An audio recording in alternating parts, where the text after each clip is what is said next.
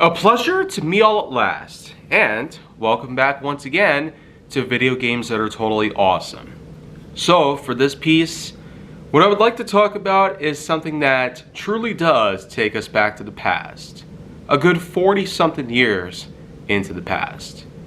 Because after all, this actually does concern a very specific person who was not only responsible for designing this video game, but was also responsible in designing a lot more modern gaming material. In fact, people have called him the architect of the PlayStation console lineage. And this is mostly concerning the fact that he had actually gone as far enough to be the lead designer in the overall style of the PlayStation 4 and PlayStation 5 consoles.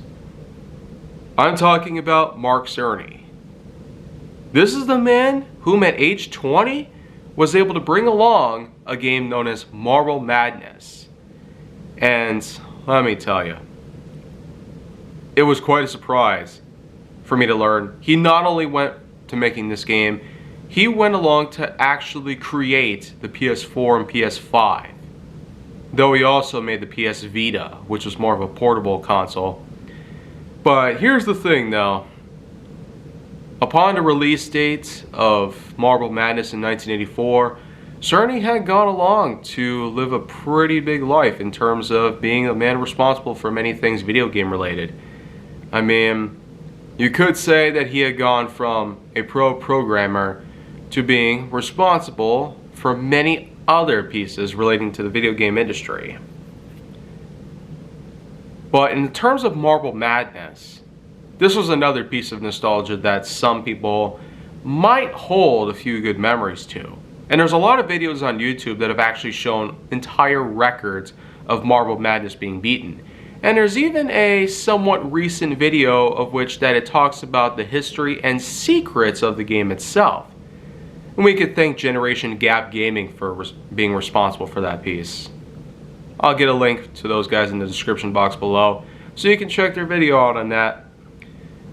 And of course, we gotta know the fact that Marble Madness was not only a puzzle game, but a racing game at the same time. You gotta beat the clock, while at the same time avoiding all sorts of hazards, including pitfalls, dangerous gaps, extremely narrow ledges, as well as the occasional flying enemies and other things that might come into view. This is also one of those games that happens to be released on multiple consoles. There were some PCs, Atari, Sega Genesis, but the most famous port would have to be the Nintendo Entertainment System version. Because, as most people probably know, going 8-bit seemingly is the ubiquitous and quintessential part of retro gaming. And while I myself am probably more of the 16-32-bit era, many seem to look at the 8-bit era as the true point of the past relating to gaming. A time when the NES was probably at its prime, seemingly is the core value of most 80s nostalgia. And there's been plenty of other games other than Marble Madness being released on the NES just as well. You have Pac-Man involved, you have some Atari games just as well, like Breakout, and even Kung Fu, Donkey Kong, plenty of other titles to look at here. But for Marble Madness's overall story as it's told here, it's not exactly a story like you would think about it. It's just a set of different puzzles for your marble to travel down through. At first, it's a combination of different paths that you have to take here. It goes from a simple zigzag pattern to having certain ropes and pipes you need to travel down to in order to make it to the end goal on time. And of course, we gotta know that the clock is ticking down every step of the way, meaning you got to take whatever precautions necessary while also potentially taking chances for shortcuts. So I will say that while typically the color of the marble is blue, that you control, and the somewhat isometric angled course is a bit on the confusing side for some people. Let's face it, the NES controller probably wasn't best when it was used in the more isometric or X sort of shape, as opposed to it being plus shaped like the actual D-pad is. But we know that in the faces of Marble Madness, it seemingly works for what it is, because you, after all, have a spherical object in there.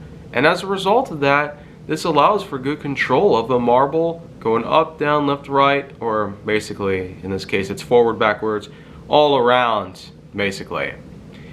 And of course, we might remember when I talked about a more modernized version of such games like this. Marble It Up Ultra? Yeah.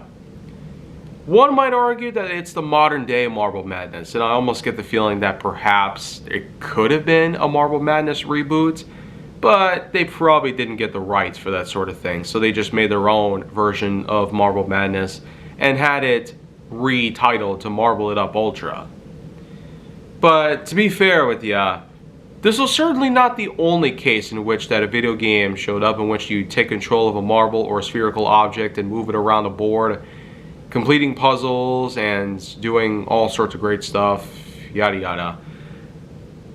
But Marble Madness truly was not only just a piece of nostalgia, but it was certainly a unique idea that has spanned out not only across multiple consoles, but through multiple generations of consoles as a whole. And the fact that it carries on even today with some more modernized ROMs and even remasterings of the game, showcasing the possible graphical enhancements that you can give to this game just as well. It goes to show that everybody loves such a classic like this, and even I myself once had a port of this game in a compilation pack for the PS2. In fact, the PlayStation 2 era had loads of compilation packs relating to different video game companies, video game platforms like the NES, Genesis, N64, and etc. And remember, this was technically a point in time to which that Nintendo was actually fine with allowing their games to be sold out to other companies and brought out to different consoles. But nowadays, it seems that Nintendo's properties, especially the likes of Metroid, Zelda, Mario, they always just want to try and hog it all for themselves. But let's be real here. Sonic the Hedgehog. It's true he's still a Sega property, but since Sega is no longer making consoles, they practically had Mario and Sonic put together in the Olympic Games and have been doing it every few years since 2008. So, would anybody care to think that that's supposedly a loophole in the system that Nintendo's trying to implement? Not only to make more money, but to also sabotage certain creators' work? I mean, think about it. They've been rather notorious over the years for trying to shut down creators just because they want to talk about their games. And the fact is that they put all the hard-earned money that they made on YouTube over the years, or other platforms that they've worked on over the years, to have those consoles and the games for themselves, so they'd have the chance to review them for the public. I mean, there's really no arguing about it any which way there. I'm really trying my best to find out what kind of sense they could make here.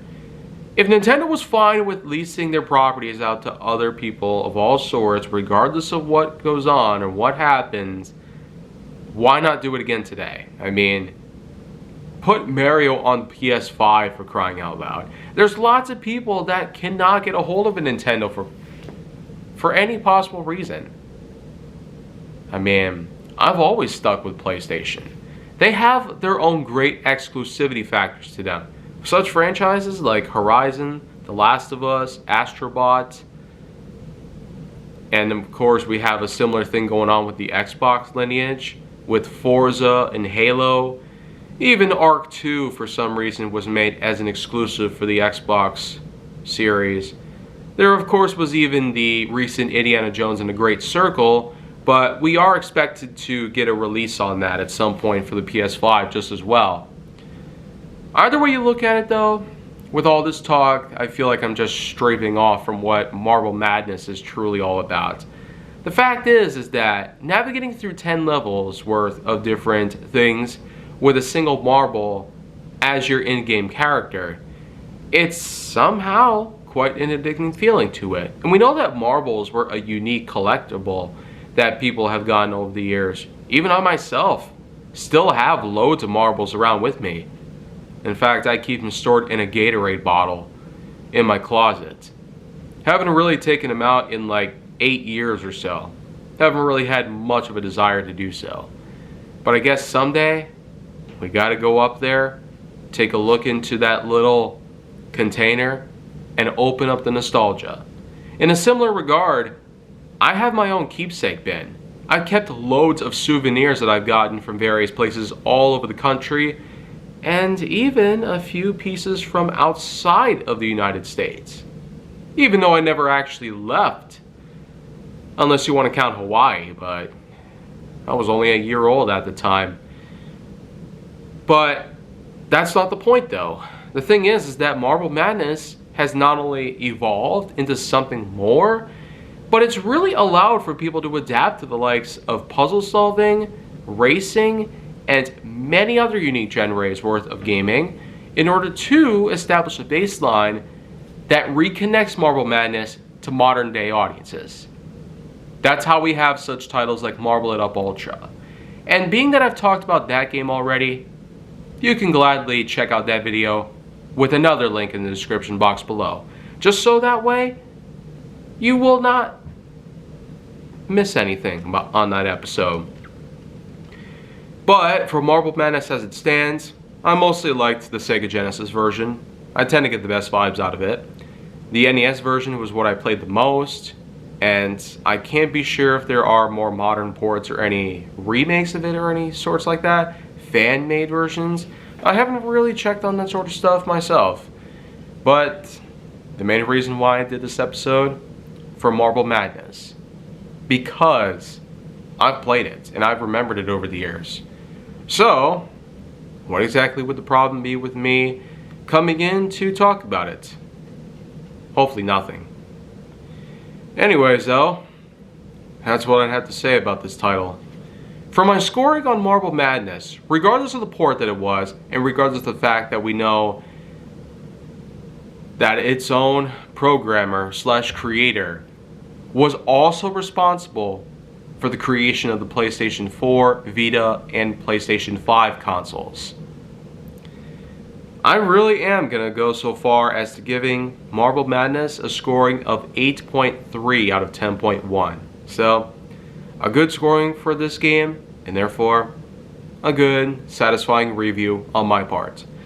But, tune in for the rest of this week, and I'll be discussing another trilogy. This one, of course, will focus on another highly nostalgic video game character. And trust me, he's a bit like a ball in the same way as a marble is.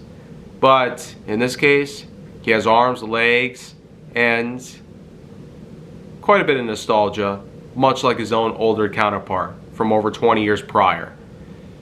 Well, like I said, tune in and you'll see what I'm talking about.